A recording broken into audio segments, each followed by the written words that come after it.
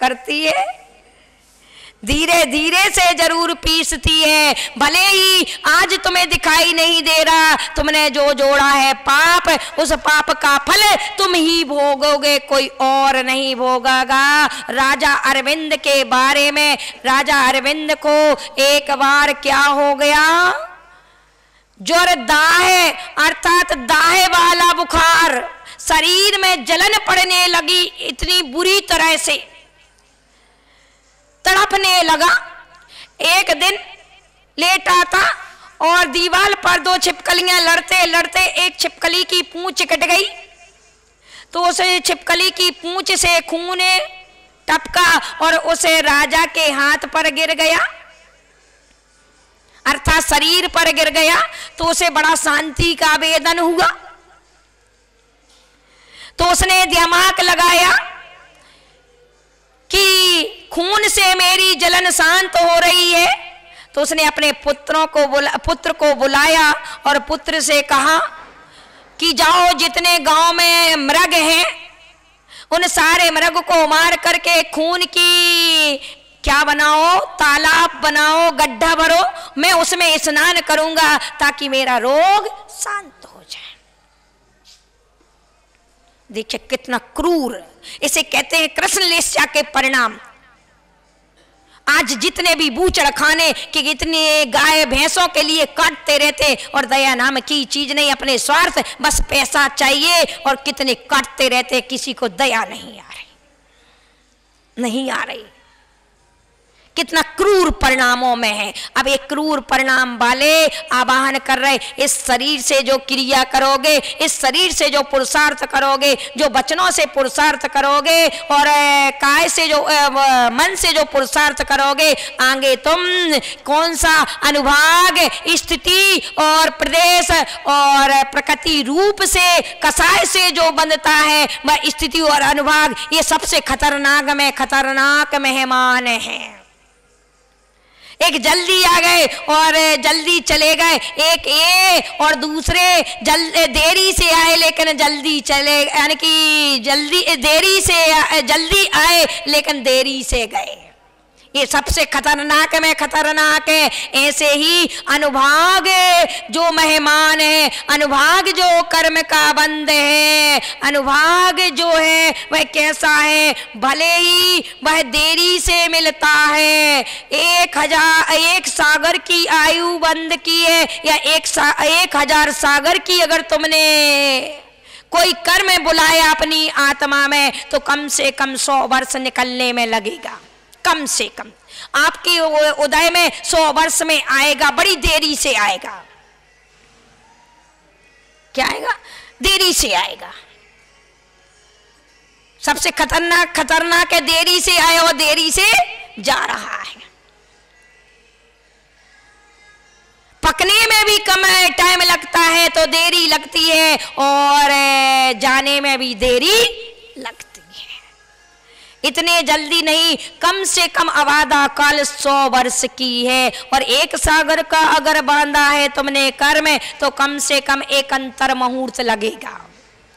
1 अंतर मुहूर्त के बाद निकलेगा ये तुम्हारा क्या कर्म है, ये तुम्हारे लिए फल। 1 अंतर मुहूर्त में घास फूस जैसा फल अगर तुमने बोया है तो घास फूस के रूप में जल्दी से निकल जाएगा, थोड़े से समय का जल्दी से निकल जाएगा। लेकिन ज्यादा कठोर बांधा है तो वह देर से निकलेगा। यहाँ राजा के परिणाम देखिए, इतने क्रूर कि वह अपनी पीड़ा को दूर करने के लिए, अपनी बीमारी को दूर करने के लिए, तू भले राजा बना है, हिरणों का राजा बना है, रक्षक बना कि भक्षक बना? रक्षक बना, पुण्य के उदय से तू राजा बन गया, इसका रक्षक बन गया, भक्षक ना बन, नहीं तो कल ये भी तेरे भक्षक बनेंगे। और जैसे ही वह राजा, तो पुत्र था, पुत्र क्या था? धर्मात्मा था, दयामूलो धर्मा। जैन में ही नहीं, जैनेतर में भी कहा कर भला होगा भला, नेकी का फल नेक है। क्या?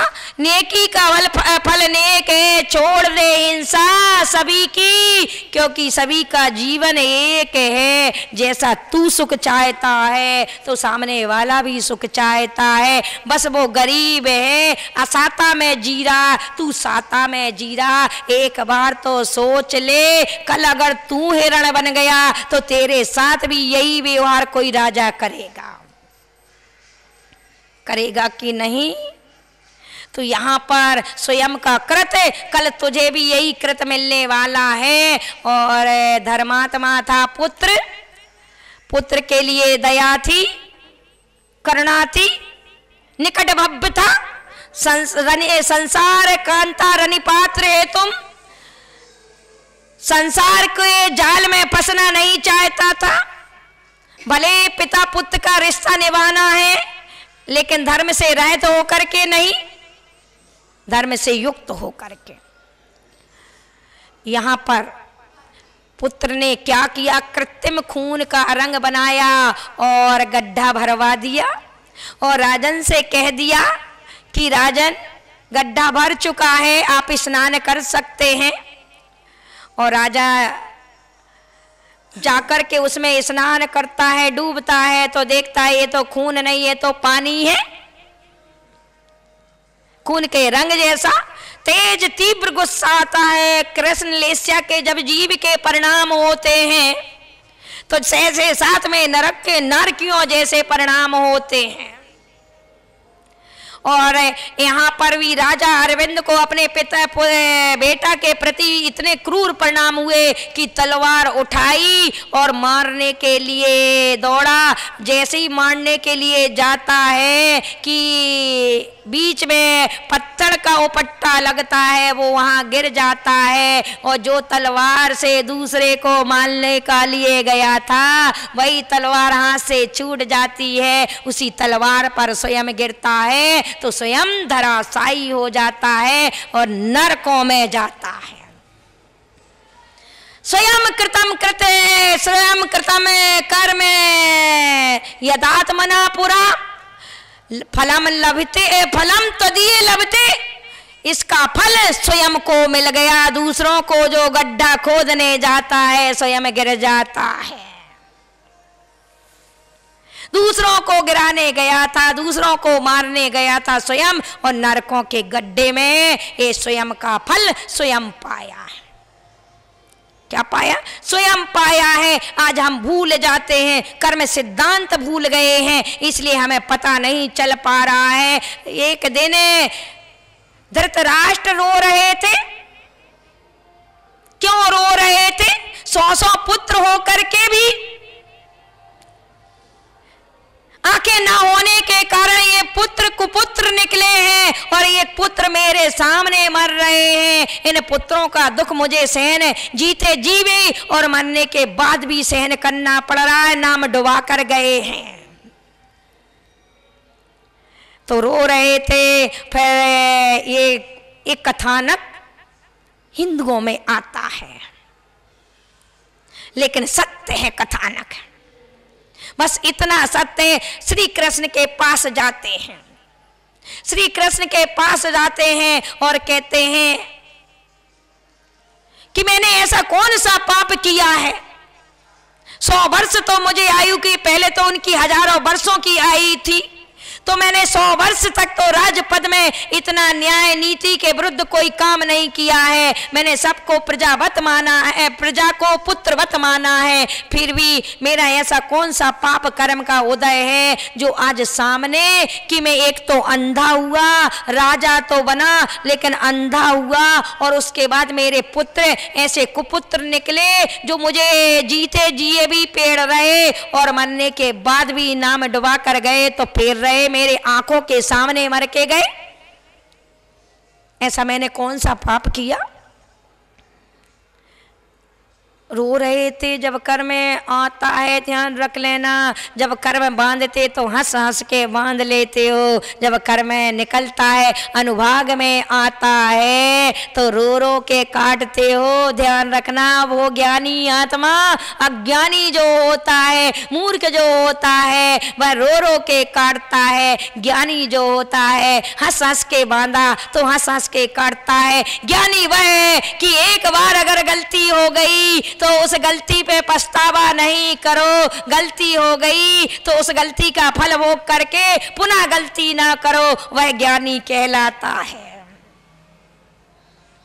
वह ज्ञानी कहलाता है। इसलिए अपने विवेक को जागृत करो। ज्ञानी ज्ञान से काटता है, मूर्ख रोकर काटता है, आश्रव बांध कर काटता है। ज्ञानी निर्जरित करके भोग लिया है, आगे ना भोगना पड़े तो वह आश्रव को नहीं जोड़ता है। अगर तुम दुख शोक तापा कंदन करोगे तो असाता में असाता जुड़ जाएगा, उसके शक्ति अंश और बढ़ जाएंगे। एक क्रोध कर रहा है, दूसरा वाला शांत हो जाए तो शायद उसका क्रोध के परमाणु कम हो जाएंगे, खिर जाएंगे, अनुभाग निकल जाएगा, ज्यादा समय तक नहीं चलेगा। अनुभाग का मतलब जैसे देखो 1 मिनट में रोटी खाई या रसगुल्ला या मिश्री मावा खाई, 1 मिनट लगता है खाने में, कितना लगता है? 1 मिनट लगता है ना, 1 मिनट लगता है। लेकिन आज बहुत अच्छा मिश्री मावा बना था, बहुत अच्छा मिश्री मावा, 1 वर्ष तक गाते रहते हो। देख लो किसी रिश्तेदार के, उनके यहाँ की शादी का मिष्ठान बहुत अच्छा था, बहुत अच्छा था, गाना, ये अनुभाग कहलाता है। क्या हो गया? ये अनुभाग बंद हो गया। इतने दिन तक रसभाग करते गए, उसको खाया तो 1 मिनट के लिए जीभ पे रखा और उतर गया, और स्वाद के लिए जिंदगी लगा दी, लगा दी। शादी 1 दिन के लिए हुई और अनुभाग में बंध गए, जिंदगी भर के लिए बन गए। ऐसे सारे कम अनुभाग का अर्थ समझ लेना कि 1 मिनट के लिए होता है और क्या आगे उसका रस चलता रहता है, उसे अनुभाग कहते हैं। समझ में आई? रसभाग कहते हैं फल का कितने दिन तक है चलता रहना। 1 दिन तो रोटी बनाना, चौके आज लगाना, और 10 घंटे तक कितने दिनों से चलते चलते करना, ये अनुभाग है। अब ये शुभ रूप से भी हो सकता है और अशुभ रूप से भी हो सकता है। शुभ पुण्य से, शुभ पाप से। अगर अशुभ रूप से किया तो पाप रोटी पानी गृहस्थी के लिए करोगे तो बहवा रम परिगृतम नारकस्सा ईशा हो जाओगे, और अगर आत्मा के लिए करोगे, शुभ रूप से करोगे तो वह क्या हो जाएगा? मोक्ष में पहुंचा देगा। बस अंतर तुम्हारा इतना है, अल्पारंभ परिगृतम मानुषस्य, मनुष्य गति में आ जाओगे, और अधिक जोड़ करके जो आज माता जी पैसा है तो सब कुछ है, पैसा नहीं तो कुछ भी नहीं, अरे आज पैसा है सो नरक है। पैसा मन में आ गया तो नरक आ गया, और पैसा जेब में रहा तो स्वर्ग पुण्य फला अरहंता। पैसा मंदिर में चला गया, पैसा अगर आपका मूर्ति में चला गया, 9 स्थान में चला गया तो पुण्य फला अरहंता हो जाएगा। शुभ में चला गया तो वह शुभ का फल दे देगा, और अगर वो अशुभ में चला गया तो नरक का फल दे देगा, नारकी बना देगा। इसलिए धनवानों, एक दिन धन धन धन धन करते हो, एक दिन तुम्हारा पेटा ही लिख देगा निर्धन हो गया मेरे बाप का। क्या हो? आज भले लिखते हो बेईमानी से, अदालत न्याय की है, राजा न्याय का चौकीदार है, ध्यान रख लेना। तो तुम्हारे लिए धन धन धन धन करोगे, और बेटा निधन है, बताओ किसके साथ धन जाएगा? और अगर यही धन कहाँ रख दो, 9 स्थान में रख दो तो पुण्य रूप फलित हो जाएगा। इसलिए देना सीखना। देना अगर 100 रुपये की कमाई है तो कम से कम 5 रुपये देना सीखना मंदिर में। एक कम से कम परभाव को जोड़ के रखना, क्योंकि स्वयं के भोक्ता स्वयं हो। इसलिए कर्मों यानी कि नोटों की गिड्डी साथ नहीं जाएगी, अगर जाएगी तो कर्मों की गिड्डी साथ जाएगी। ये स्थिति रूप से जाएगी। किससे जाएगी? स्थिति रूप से। आज बड़ा सिद्धांत तुम्हें दे रही हूं। यहाँ पर धृतराष्ट्र ने श्री कृष्ण से पूछा तो श्री कृष्ण ने कहा, हे राजन, जैसा बांधा है वैसा भोगने का भी प्रयास करो। हंस हंस के बांधा है, हंस हंस के भोगो तो बस है कर्ज चुक जाएगा, नहीं तो कर्ज और बढ़ता जाएगा।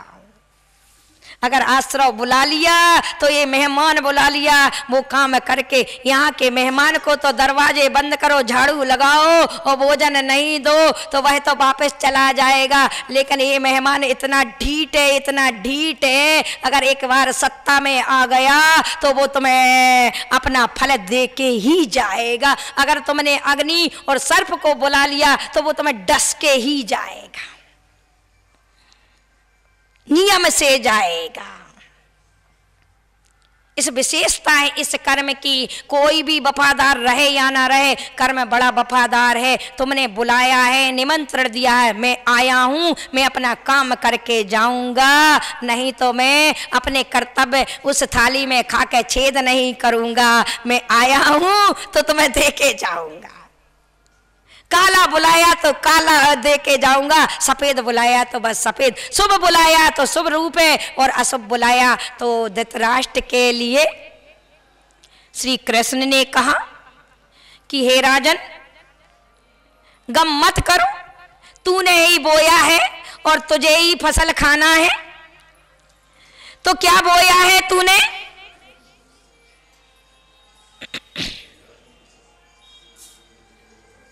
तूने क्या बोया है? तुझे क्या खाना है? अर्थात पूर्व पर्याय में तू 1000 वर्ष के पहले जो तेरी अभी आयु है उसके पहले तू पूर्व में एक न्याय प्रिय राजा था और प्रजा का पालन पुत्रवत करता था, लेकिन तुझ में एक कमी थी। कहते इस छोटी सी कभी भी, कहते बीमारी को और कर्ज को और दोष को कभी छोटा मत समझना, अग्नि को कभी छोटा मत समझना। ये कभी इतना सा तिनका भले है फिर भी जंगल जला देगा। क्या कर देगा? जंगल जला देगा। ऐसी कार्य अगर हो गया तो तुम्हारा जीवन उधार देगा। और थोड़ी सी बीमारी आ गई तो समझ लेना पता नहीं, उसमें भी लापरवाही ना करें। ऐसे ही कर्म अगर आ गया छोटा सा भले है लेकिन तुम्हें जला के जाएगा। छोटी सी गलती थी थोड़ी, इसलिए इस गलती को क्या करना, ये तुम्हें गलाए उससे पहले तुम्हें इसे डस्टबिन में डाल के गला देना, नहीं तो ये तुम्हें गला देगी नरक निगोद में जाके।